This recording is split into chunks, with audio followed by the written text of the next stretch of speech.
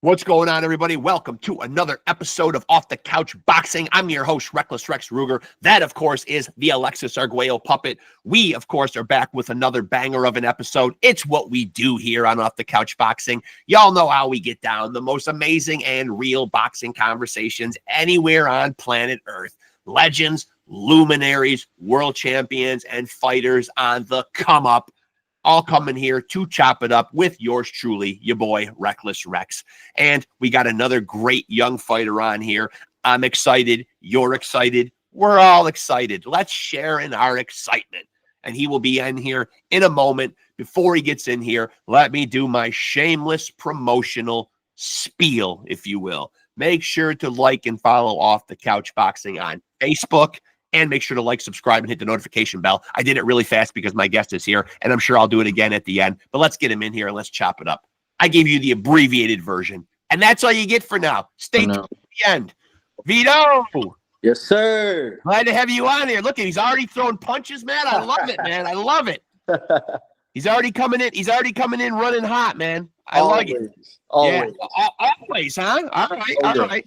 Yeah, hey, listen, man, it really is a pleasure to have you on here, man. It's a pleasure to meet you, man. I appreciate you doing this, man. And thank you for bearing with me, man, with the time delays, man. Appreciate it all the way around the books, man. I even had to send a picture of you today just to make sure because there was another name on there, man. Yeah, exactly. Yeah, for sure. I got to get it right, man. I got to get it right because you know what, man? You go by VITO. Yes, sir. Yes, sir. I always went by my middle name, so I always keep it that way. And now, why specifically do you go by the middle name? Just out of curiosity's sake. So my middle name to me has always been like a really special. I hold my middle name really like special. And when it comes to my fans or my family, I always like them to use that name. So I like to be more closer with my people using that name. I love that. I love that, man. And so correct me if I'm wrong. You're 25 years old right now. Yes, sir. And so where do you feel like, I asked this question a lot lately, where do you feel like you are right now in terms of like your prime right now? Have you not even entered it yet? Do you feel like you're in the midst of it? I ain't even got there yet. I promise you. I know I haven't got there yet.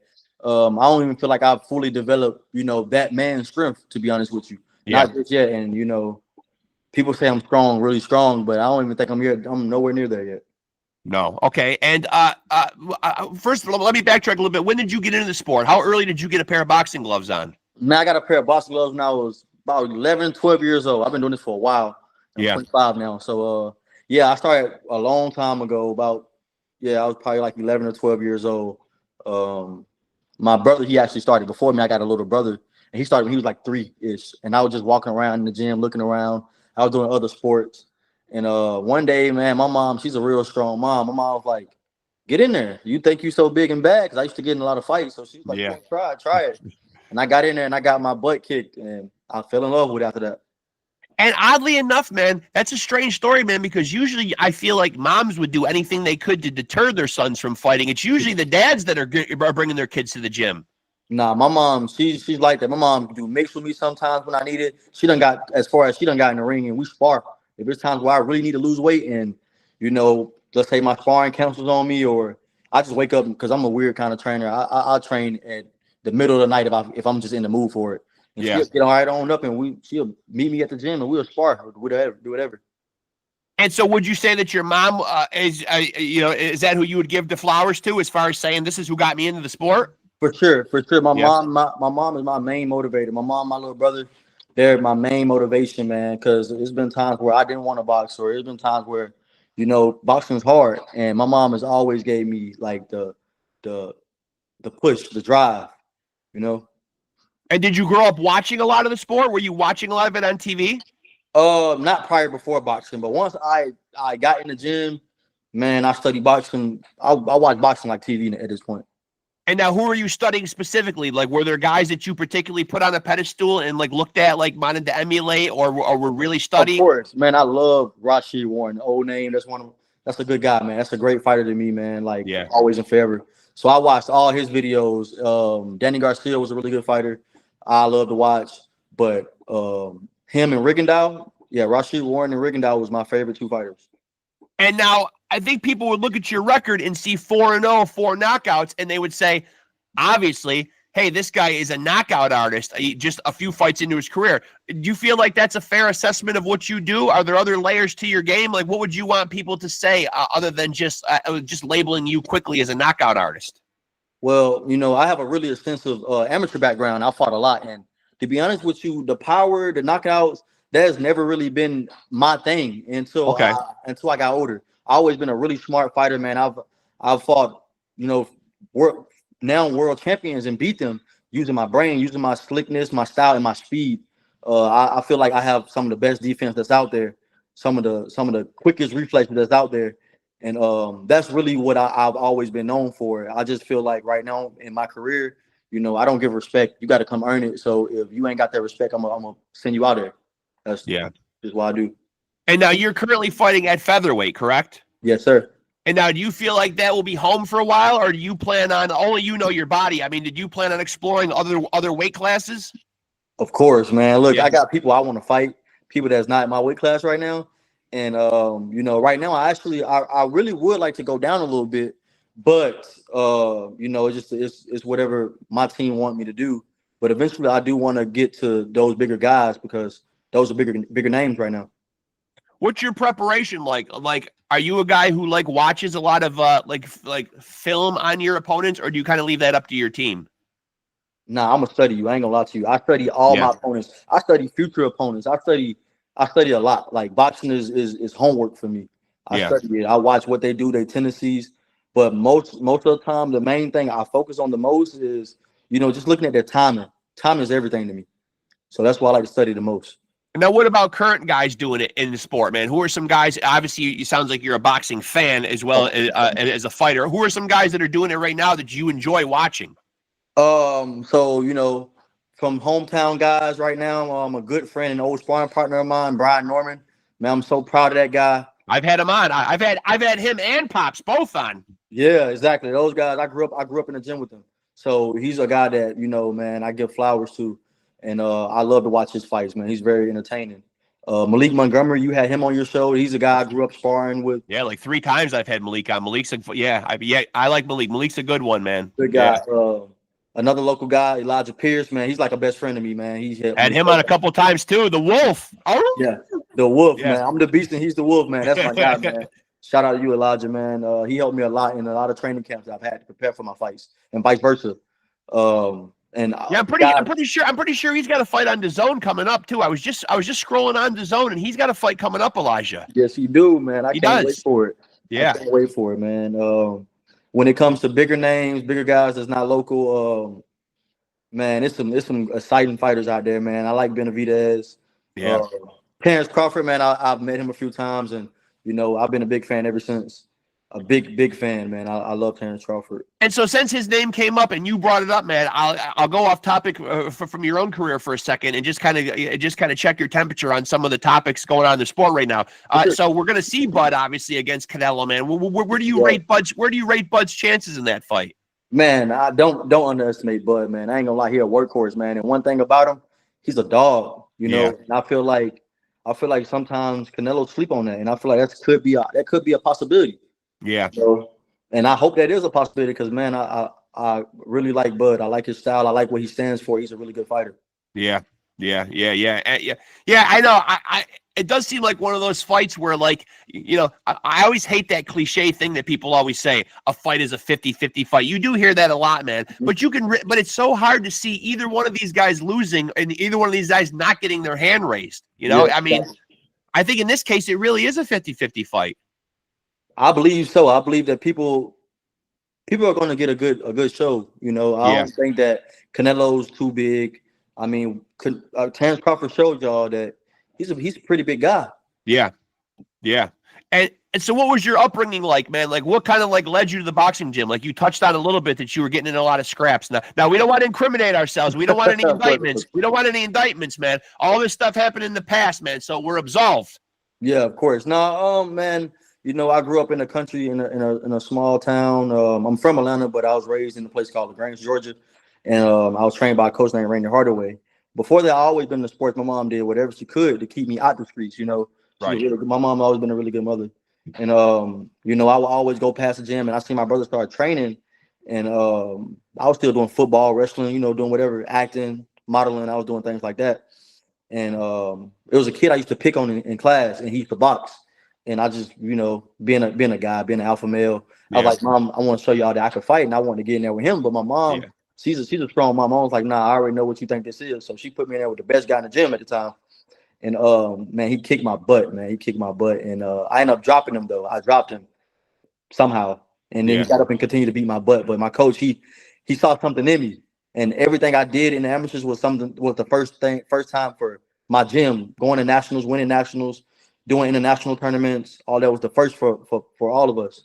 And it was a great experience. Now, when I was putting my notes together and topics I wanted to talk to you about, doing my research on you, I didn't happen to come across a boxing nickname. Do you have one? Yeah, man. That's the problem. I've been changing my nickname like in the beginning of my career when I was amateur, but now it's VITO the Humble Beast Evans. And it's funny because I was actually about to change that not too long ago, but I realized that, that really tells you who I am, the Humble Beast. So I love that name, Yeah, because I'm always intrigued by nicknames and the origin of them. Obviously, I can kind of see where this one comes from, man, because you are a humble guy. And obviously, what you're doing, you're a beast. You know what I mean? It fits. I don't really have to ask for like a lot of background on the nickname. You know what I mean? For sure. For sure. And so you last fought October of 2024. So it's been a minute since you've been in the ring. Has that been intentional, or has it just been not able to secure fights? It actually was. So it's been kind of both. What actually happened was after that fight, the fight I fought for a state title, and I won a state title that fight. And after that, I had a few eyes looking on me, and I still do. And me, man, I'm ready to make that next step with the managerial and promotional things. And right now, I'm just trying to figure out what's the best move for me, because once you make those kind of deals, those contracts, those are things that's important that you can't go back on. And this whole grace period I've been having since October, I've just been trying my best to figure out what I want to do next when it comes to making a serious step. It's good to be a great boxer, but it's also good to be a great businessman, because it's more than just boxing. And now, who helps you with these decisions, man? You have a good team around you. Obviously, man, you're giving your mom a lot of accolades. Man, my mom don't play, but yes, I have a great team. At Carlos Peralez Boxing Gym. I have my coach. He's the brother of a former world champion. His name's Pito, and he's a really good coach. I have another coach, a Mexican coach. He helps me more with the more aggressive and dominant style, while my other coach helps me with the Philly style because he's from Philadelphia. So they do their thing, and then I have another coach that helps me with my nutrition because I'm terrible with that, doing it by myself. And his name is Chris. Shout out Chris. And Chris, he owns a farm, so most of the time in training camp, all the things I eat are organic.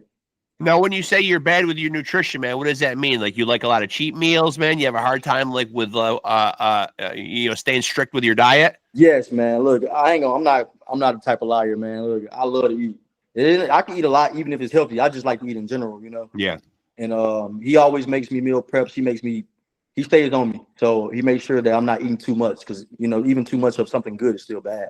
I feel like that's one of those confessions when you make them, though, man. I like to eat. I feel like that's about 99.9% of the world, though. I don't even feel like that's even like, like there's shit that you can admit, man. But I feel like, being guilty of wanting to eat, that's all of us. Hey, man, I'm trying to tell you, because doing training camp, man, it get kind of hard with that food. So, when I have my little downtime to be able to eat, I eat a little bit. I enjoy the fruits of my labor. So what's the obviously, like, I know you can't go right to food after a fight. I know there's a process of rehydrating, all that stuff. But after the fight's in the books, man, what's the go-to meal immediately, man? The first meal, after you've deprived yourself and sacrificed for so long. Is there a particular favorite? For sure. I eat the same thing as weigh-ins, is the same thing as I eat after the fight. So after weigh-ins, I always do a family dinner. We do a sit-down at Longhorns, and I love steak. So I always get a steak and potato. Okay. That's like my go-to. After the fight, I always get a steak and potato. I'm not big on sodas or nothing like that. I don't really care for sodas, but I'm big on steak. I love steak. Yeah. Well, that ain't bad, man. Protein? Yeah, it's protein for sure. Gotta just, there's got to be a way to make it sound good, right? So we just tell ourselves, hey, I'm getting my protein. Hey, man, I say that same thing about protein every time I eat it. So have you given thought in your career to, I know you're young. I know you got a lot of fighting ahead of you, man, but I've had guys on here who are very calculated and they really know how long they want their career to go. They know maybe what age they want to stop fighting by or how many fights that they want to have before they step away from the sport. Are you kind of playing it by ear at this point, or have you thought out your career to those lengths? I've thought out everything, man. Everything is a plan. You know, one time with my original coach, Randy Hardaway, shout out to Randy, you know, him and another guy, another fighter told me, you know, you have 40, most people have on average 40 fights, and those fights have to be something that you have to live the rest of your life with that Right. earnings that you make with those fights. So, you know, I've always looked at 40 as the threshold to, you know, where I cut off at. I've never looked at the age. I just looked at the number of fights. And I even know at what point in time every time I want to step up, I look at every part of that. That's what I care about the most. So 40 fights feels like the right number for you. Yeah, for me. Unless you know, some fighters, they go to Mexico and they go to places like that. You know, they rack up fights like that. So if I do take that route, or if I feel like I just want to go over there, you know, then maybe a little bit more, but I don't really plan on doing that. Now, as a young fighter, man, obviously you're getting better every single day. You're implementing new things. You're learning new things in the gym. Is there anything now when you're going to the gym that you're really focused on? Like, is there a part of your game that you've really been paying particular attention to and saying, here's something I really want to tighten up? Of course, man. I've been focusing on punch output so much because I've always been a really good counter puncher. I love counter punching and you know, just being smart. But I've been working with my other coach. Like I said, my other coach is from Monterrey. And he's been teaching me how to just, you know, apply pressure the right way effectively. And that's something that I usually be applying on a day-to-day basis at the gym. Are you a fan of, I know we just saw one here this past weekend.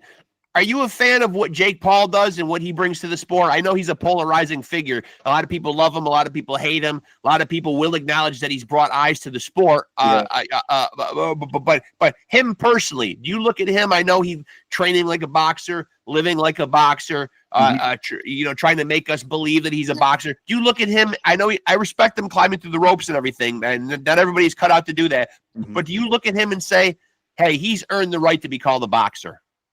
Yes. I used to have mixed feelings about that when it first happened, because just like any OG in the boxing world, you know, we didn't really respect it at the time. Right. But, you know, at a mature standpoint, you know, he is a man that changed his lifestyle for the love of boxing. Yep. You know, he went from doing YouTube, eating how he wanted to, and doing the things that he wanted to, living that lifestyle, to now living a boxer's lifestyle with a boxer's mentality. Now, I don't really know the authenticity of the fights or things like that goes on, but I do know that does take change, and also is risk. You know, even a person that's, you know, not as good could potentially hurt you and endanger your life. So I respect him, and I definitely respect how he brought attention back to boxing. And you feel like now there's a big, you know, there's a lot of hoopla being made about him potentially being ranked. Do you think he's the caliber of fighter that will ever have a world title around his waist? Yes, I do. Yeah. Actually, I actually do, man. There's so many world titles that I don't know. You know, that's true. There are a lot of belts floating around out there. there. A lot of belts floating around here. So to be honest with you, he could do it. I do believe that he could do it because there's so many belts floating around here. It is. What would you have done? You know, I noticed a couple minutes ago you hinted at that you were doing other sports. Was boxing always going to be the direction you went in? Did you entertain doing anything else? So I did entertain wrestling for a minute. Yeah. But that's when I started doing wrestling. You know, wrestling requires you to be a little bit more square. But wrestling was also helping my strength. It was helping me learn how to be, you know, strong in the pocket. It was teaching me a lot, but I didn't like how it was affecting my style and my slickness. So, you know, I gave up my love for wrestling for my love for boxing. And that's when I realized that, you know, boxing was my heart. And now that was around that young age of maybe like 13 or 12. So, yeah. And so if you continue to wrestle, man, like where could it have gone? Like WWE wrestling? I don't know. I think it would have been more like Olympic style wrestling, because I was really good at wrestling. You know, I actually won a lot of wrestling matches, and I placed in sectionals, regionals, Greco-Roman. I did freestyle, and it was good. But boxing it was my heart. You know, my heart just wanted to go to boxing. And now, were you born in Puerto Rico, or are you just of Puerto Rican descent? I'm of Puerto Rican descent. My father, he has Puerto Rican in him, and my mother's from here. Okay, so who are the all right, so give me the names of a couple of the best, in your opinion, Puerto Rican fighters. Obviously, there's a great history of amazing Puerto Rican fighters, man. There's got to be a couple on your mind. Yeah, of course. Matias, he's pretty good. A couple younger names, Dominic Valley or Avil, I think it's something like that. He's a really good guy. Uh, my cousin, my family, Najee Lopez. Of Okay. course, man. That's a fighter right there. I Yeah. love that, man. I love you, brother. But And yeah, now what about all-time greats, man? What about some of the all-timers? man, look, to this day, I don't know a fighter got better heart, better will, better determination than Miguel Cotto. He's a really Yeah. great fighter. That was Yeah. a tough fighter, man. Yeah. Tough. You know, some of the wars he got in, I don't feel like modern day fighters at this age would have fought. Yeah. I don't You're think. right. Now you haven't had your first fight of 2025 yet, but do you have something on the horizon? Yep. Okay. Yep. So I'm really gonna fight in August. Okay. I've been trying to wait to find an opponent. That's why I haven't told anybody because boxing is crazy with boxing. But I have a fight lined up in August, and I also have another fight lined up in September. And the one in September is going to be in Dominican Republic. That's where I'm potentially trying to go to, just because, like you saw in my box rec, I do have Latin ranking, ranked number 10 right now on the island. So I want to just keep, breaking that up and keep, getting to number one. And so if you had your way, man, like you'll get those 2 fights in, man. Do you think that'll be it for 2025, or would you like even more than that? Man, I ain't gonna lie to you. I'm a workhorse. I like to fight. Yeah. Yeah. I don't like to train. That's the problem. But I love to fight. I love to fight, man. I promise you, I can fight every week if we could. But that's right now. That's what I have lined up. Unless whoever I do choose to follow on doing the management, unless they want to alter that for something bigger or just something that's more beneficial to my career. But as of right now, that's what I have lined up for myself and my team. And now, when you say you don't like to train, man, obviously, man, there must be parts of it that you do enjoy. Are there specific parts, man, that you really do dread specifically, though, man? Because that's coming from a place of obviously, there's got to be exercises or components of training camp that you don't like specifically. I mean, what is it? I love to spar. I love to train, man. I just hate doing squats. That's about it. You hate the what? Squats, man. I hate squats. Squats are a killer. Oh, so you got a coach putting you through the squats then? Yeah, man. I love to train. I love to spar, stuff like that. That's fine with me. But I really dislike squats. And what about the road work? What about the running? You a fan of the running? Man, I'm only a fan of the running if I'm running by myself.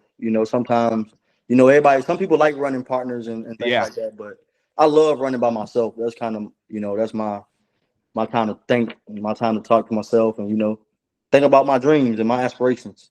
And now, what has gone on, since last October, man? Like, what have you learned about yourself, like, in that time, man? Like, what's that time like been like? Talk a little bit about. You are a young fighter. That is a particularly long amount of time, man, to be laid, to kind of like be, inactive or whatever. What was going on, like, through your mind, man? Like, I mean, obviously, I know you're talking about making managerial decisions and, going forward with a team and promoters and that kind of stuff, and you're weighing out your options and your decisions. But what else was going on during that time for you? Was it frustrating, man? Like, were you staying in shape? Were you staying in the gym all the time? Oh, of course. I mean, definitely. I was staying in the gym, but, I really gave myself this time to think more on the business side. And, after I went to college the year prior and I graduated with a business degree. So it just gave me time to just further my connections because I do want to own my own promotion one day. So, just networking and spending time inside of boxing, but not inside of the ring. And that's been really helpful for me because those contracts, those people that are looking at me now, it's starting to all come together. They're starting to see that, I am out there, I am well known, and the connections that I do have within the boxing community, is a great thing to have. So I usually do ask, man, about life after boxing, and obviously you talked about, wanting to get to a certain amount of fights and then be done actively participating in the sport. But what about life after boxing? So you do plan on keeping a foot in the sport? Yeah, because usually I'll ask guys, are you interested? Will you actually hang the gloves up? Are you interested in coaching or this or that or whatever? You sound like you like the idea of promoting. I want to be a promoter or at least a manager because I do, like I said, I have a baby brother and man, he's 10 times greater than me. And I just want to make it easy as possible on the managerial side for him, because my brother, he's a really, really great fighter. And, I know how it is in boxing. Sometimes boxing is a lonely man's sport. And it feels good to have somebody in your corner that know what they're doing. And And it must be gratifying to know too, man, that you did go to college, you did get the business degree, man. That's going to give you a leg up on a lot of the other people in the business. Of course. And what was the impetus? And what was the impetus for going back and getting the business degree, like during your boxing career, and kind of pulling, kind of swimming both ends of the pool, so to speak?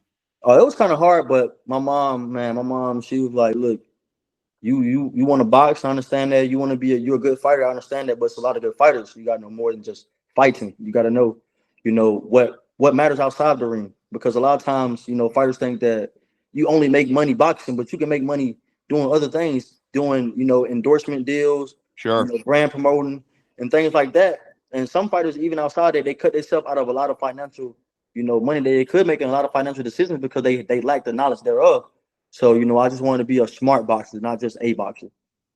I'm not gonna lie, man. I think I might need to rent your mom out once in a while, man. When I need some motivation, man. You know what I mean? Like I or at least maybe get some video clips of her, maybe shouting in my ear or something, motivating me a little. Oh yeah, man. She'll give you quite a shout, and it's really motivating. If you got tough skin, she always got a can of tough love somewhere around here. And, tough love, yeah, absolutely, man.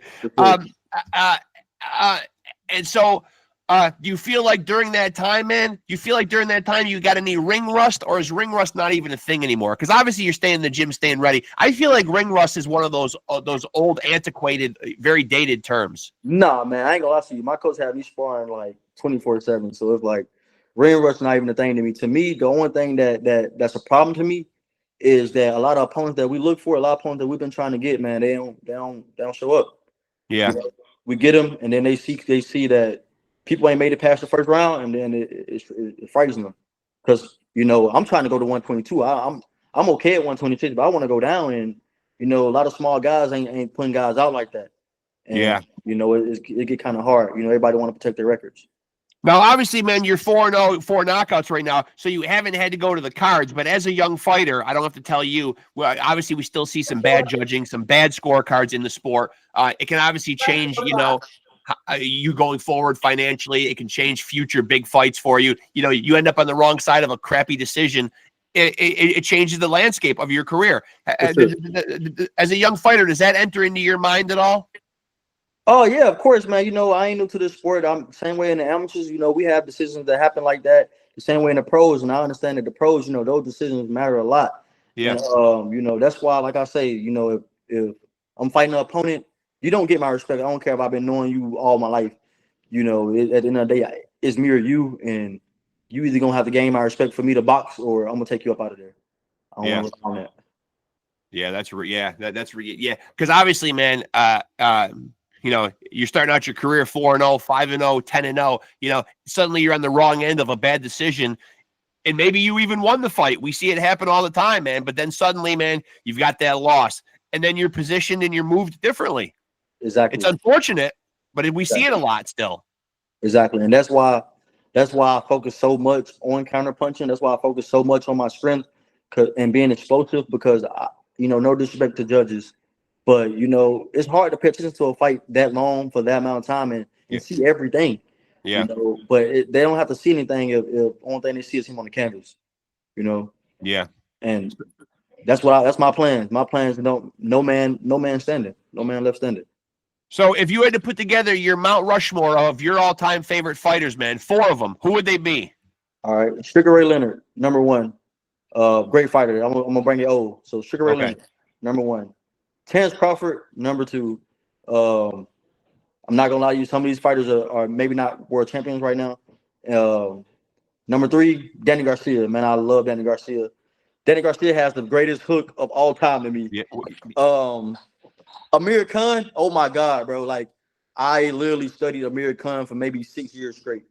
Like, only Amir Khan videos. Okay. When he fought Medina and he dropped Medina with the body shot, it made me realize that Amir Khan was not only fast. Everybody always, talked about his speed, but his timing was really good. Yeah. In that fight, Yeah. That was really great. And I really respect Amir Khan for that. And he fought Canelo. He fought somebody that people wouldn't want to fight.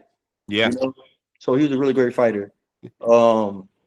Sugar Ray Leonard was the first name to come out of your mouth, though, man. What is it about Sugar Ray Leonard, man, specifically, man?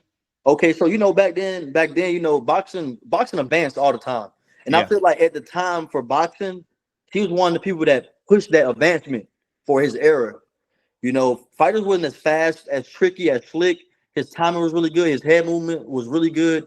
He was a overdeveloped fighter. He was beyond the time. You know, I feel like he's one of the guys that pushed that development. You know, because I feel like I said, boxing changes all the time, and I feel like when he established himself, other fighters wasn't on his level yet. They wasn't there yet. Yeah, you're right. Yeah, that's a good assessment. And a lot of people just think about the speed and the finesse, man. But Sugar Ray could pop too. He could bang. Of course. Knocked a lot of dudes out. Yeah, exactly. And now, so obviously, man, like you being somewhat of a boxing historian and being a fan of Sugar Ray Leonard, I'm sure I could take you all the way back to 1987 when he fought Marvelous Marvin Hagler, and I'm sure you've watched that fight, correct? Mm-hmm. So, in your opinion, because this is still a fight that polarizes people.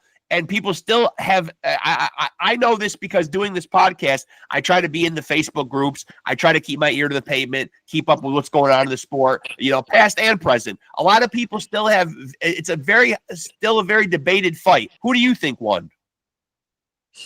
I ain't gonna lie to you, man. All respect to Hagler, but I'm a Sugar Ray Leonard fan. Yeah. That's just where my loyalty is. And I also feel like that he made adjustments during the fight. He made great adjustments, and some fights are just tough like that. Yeah, fights are tough. That's for both sides.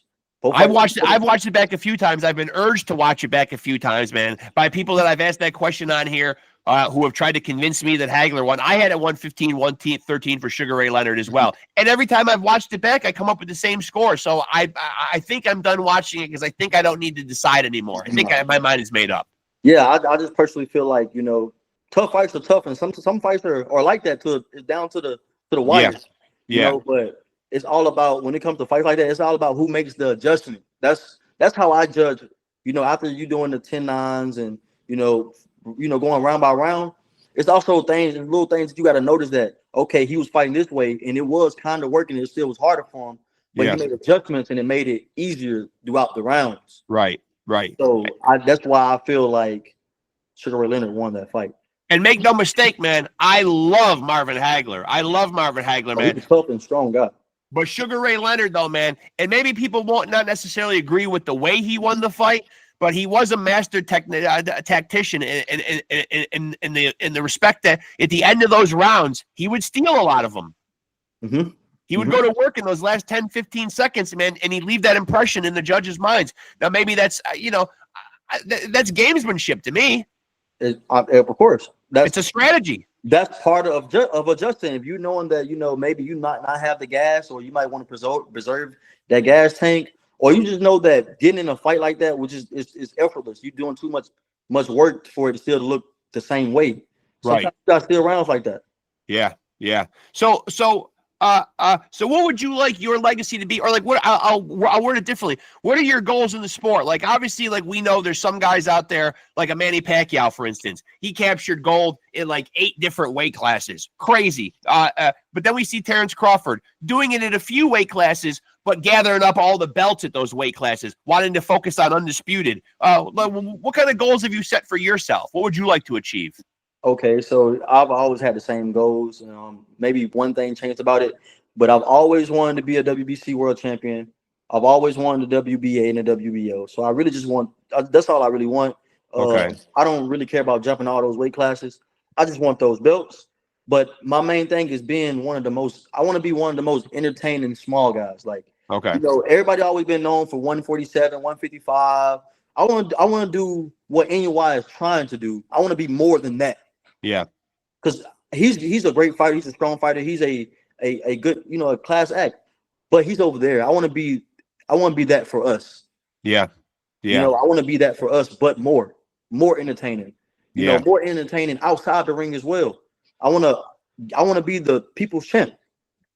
And it is great to see the guys in the smaller weight classes, because I think you make a good point. I think there are a lot of people who disregard everything from like 135 pounds down, you know what I mean? Yeah, But really. that is where you really will see guys with engines, and you will really see some amazing scraps, you know what I mean? Like, Exactly. the smaller guys. And it's nice to see now that you mentioned Inoue or the Bam Rodriguez's or these guys that are really putting on for the small guys, man. And people are starting to say, hey, there's guys down in the 118, 122, you know what I mean? Those lower weight classes, man, that are pound, it's nice to see like a Bam Rodriguez work his way onto the pound for pound list. You know what I mean? Like that's doing big things, Mm-hmm.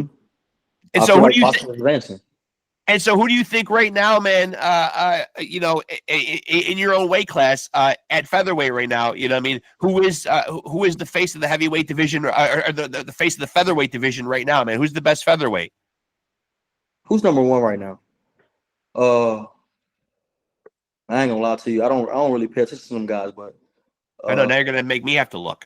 Yeah, because now I want to look, man. I ain't gonna lie to you. Like, I don't want to look at guys. I look at guys that I want to fight in the future, and I look at guys right now. But guys, I don't know, man. I'm more focused on like the Floyd Schofields. I'm focused on people like that. If you want me to be honest, I'm not throwing shots, but maybe I kind of am.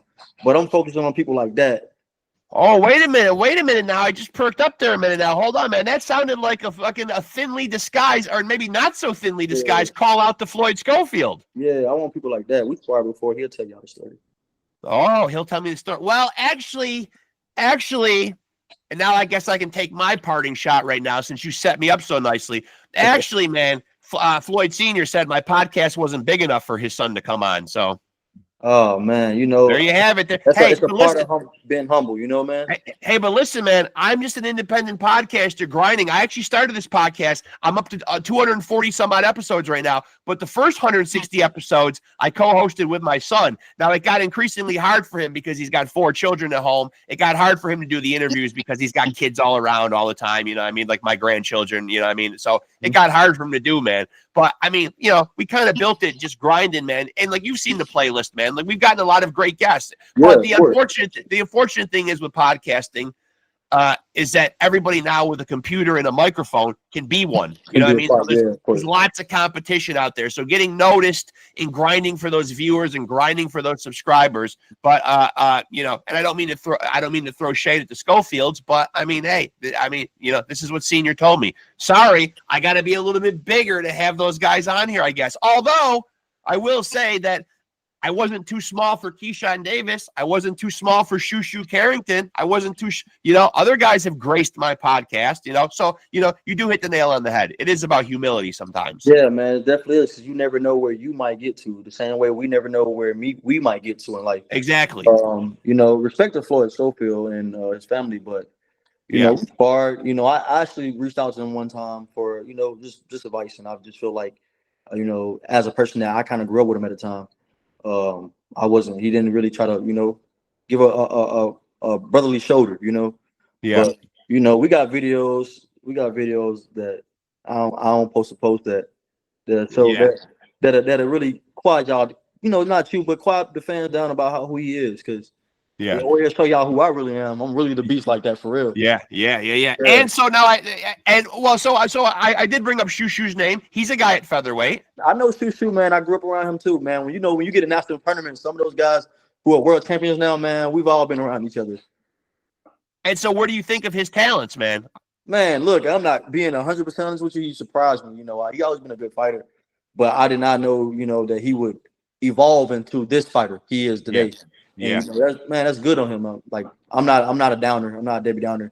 I give props when he's a good fighter. Yeah, he's a great young man too. I've had him on a couple times, man. He's a great dude, man. Too, yeah, for sure. And he's a fellow New Yorker, man. So I always got to show love for the fellow New Yorkers. Now, so I don't really know who sticks out at featherweight, who really has a belt right now, because it sounds like you're really wanting to not stay at featherweight for very long. So what is the intention, man? Where would you eventually like to land? I just got a hit list. I want to stay at featherweight. I just got a hit list that I gotta do. It's really just one. It's really just one or two people, but he's just certain people are just one of them. You know what I mean? Are you at liberty to say who's on this hit list? Yeah, man. Look, I'm VITO the humble beast, man. Look, I'm humble, but I'm also the beast. Okay. We already said Floyd Schofield's one. He is what it is. I knocked him out. Cool. Keep it that way. If we ever meet in line and it happens, I don't want to hear none of that sparring stuff, man. I'm not with all that. we either gonna fight or we not gonna fight when we get to that point. Okay. He's one of them.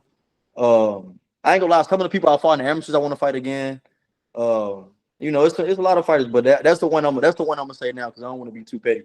Okay. I feel like, you know, I'm gonna keep it professional, but you know, he's a guy that I respect for his sofa and I respect his father. I respect, you know, how he's taking care of his son. I just, you know, boxing is boxing. I love the sport, and I really feel like it would be a great fight. Yeah, and truth be told, man, I was pursuing him for an interview, and I'm not salty. I'm not mad. I'm just an independent podcaster that's grinding or whatever, man. You know, I'm not even trying to throw shade at them. I'm a fan, and because I started my podcast with my son, I was particularly intent on wanting to have father and son on the podcast with me and my son because I you know, I like seeing a father and son, you know, who have that closeness and have that bond. I had Brian Norman and his father on, you know what I mean? Like, so I respect, like, when that, you know, when that relationship works good. Sometimes it doesn't work so good, and we see some of these fathers are a little overbearing a little bit. You know, and I think you can probably imagine who some of those guys in the sport are, whose fathers almost seem like they want to steal the glory from their sons a little bit. You know what I mean? And I think that's a shame because I think that's really the time for the son to shine. You know what I mean? Like, you know, you got to let you know, I mean, you know, father's got to step aside a little bit, you know? Of course. No, but I'm a big fan of the Floyd Schofield senior and junior story about, you know, about them grinding and you know, I know they've had their struggles with homelessness or whatever they've been through or whatever, man. So I was really looking forward to, from a fan standpoint, of having them on. It was more just a little bit of a crushing blow, kind of like, what? Like, hey, man, like, if anybody should appreciate how we're grinding and moving our podcast up, I would think it would be them because they had to grind so hard. Yeah, nah, the same way you feel is mutual, you know, because I want to help about, you know, just learning social media because I'm old school, man. I just focus on being in the gym. That's just what I do. Yeah. And, you know, I just want to help from them, and I feel like, you know, as somebody I grew up with, it wasn't reciprocated correctly, and maybe it's some of it was just miscommunication. But even outside, even if everything was good, I still want to fight him. You know, I just feel like it'd be a great fight. We kind of like pretty similar. And you are at featherweight. Some people might say, you know, you're at featherweight. He's currently 135 pounder, man. But you could make that work. You know, how you would move up to 135, meet at a catch weight. What would be the ideal situation for you guys to meet? 130. 130. Yeah, for sure. 130. I could do 130. I probably could do. I hydrate up, so I probably could do 135, but I'm just not about to because it's just not my ball game. But 130, of course, for sure. It's in the cards. I feel like it's in the cards. It's in the cards. Wow. He even pulled out the prop. He pulled out the cards and he pulled out the prop at the right time too. I like that. You know, hey, but timing is the essence of life, right? Ain't that right? You know, it really is. Yeah. But listen, man, I really appreciate you doing this, man. You are a fun interview, man. Definitely, I got your number. Stay in touch, man. As your career continues to develop, man, I'm going to have you back on as much as I can, man. I really love, you know, I'm hoping to see your career develop, see you do big things, man. And I'm along for the ride, man. You got a platform here for sure. For sure. Thank you so much. And thank you for putting me on. Yeah, I appreciate it, man. Stay in touch. We'll do it again. I got your number, man. We'll talk again. And I'll probably have the episode up tomorrow. I'll shoot you the link. Share it around for me, man. Yeah, I got you. For everybody that's on and that's gonna be tuning in, follow me on Instagram, VITO_Evans. Yeah. Vito the Humble Beast Evans, 4-0, 4 knockouts, all in the first round, most of them in the first minute. Most of them in the first minute. I like that. That's confidence right there, man. No wasting time. He's not punching the clock and looking for overtime, folks. He's looking to get dudes out of there. Yeah. Yeah, that way. I appreciate you, Vito. This was a lot of fun, my friend. Thank you. Of course. We'll talk again soon, my friend. Later. There he goes, folks. Vito Evans, rising star in the featherweight division, 4-0, 4 knockouts. Man, that was a fun conversation, man. I had a feeling Vito would be fun, man. Just in talking to him offline, man, texting back and forth. He was really enthusiastic about doing the podcast. Sent him the playlist of the past episodes. He obviously said, I know a lot of these guys, man. You know, it's almost 5:30 right now, upstate New York, East Coast time. But we've been talking throughout the day. He was excited, man. What a great guest, man. Great young fighter, man. And I can't wait to see how his career develops. Vito Evans, currently at featherweight. Who knows where he'll end up? Says he can make 130. Says he can go down. But wherever he lands, going to be fireworks, going to be exciting, man. So I can't wait to see how his career unfolds and develops. And again, shout out again to another great young fighter who's not only got the physical attributes and the talent, but another great young ambassador for this sport that we all love. Just another great, solid young man who's going to keep on propelling this sport forward. That's, at the end of the day, what's the most important. We've got these great athletes with great heads on their shoulders who are really going to carry the sport. That's what we need. We got to know who these future stars of tomorrow are, and that our sport is in good hands. And with guys like that in the sport, it is. I'm seeing it more and more. These great young fighters with great business acumen and poise and just all the ingredients to be superstars, both in and outside the ring. So I hope you guys enjoyed that episode, man, as much as I enjoyed chopping it up with VITO Evans. Big thank you to him. Again, I gave you the abbreviated version because he got in here so quick, but make sure to like, follow Off the Couch Boxing on Facebook. You'll get updates on new episodes, when they're dropping, who will be on them, and big boxing news. If it's popping off in the fight game, I will have it up on the Facebook page, keeping you guys in the loop. And of course, if you're watching right now, like, subscribe, smash that notification bell to stay tapped in. That's why we are the undefeated heavyweight champion of boxing podcast. Look at the playlist. There's literally something for everybody. I always say it. We got the OGs, the legends, the young future stars of the sport. It's all on there, folks. You'll find something if you sink your teeth in there, man. Dive on in, man, and then you will see why we are the undefeated heavyweight champion. And the good news is you too can be a champion. How, Rexx? How can I be a champion? I'm going to hip you to it right now. All you got to do is continue to stay tapped into Off the Couch Boxing and continue to roll with the champs. Peace.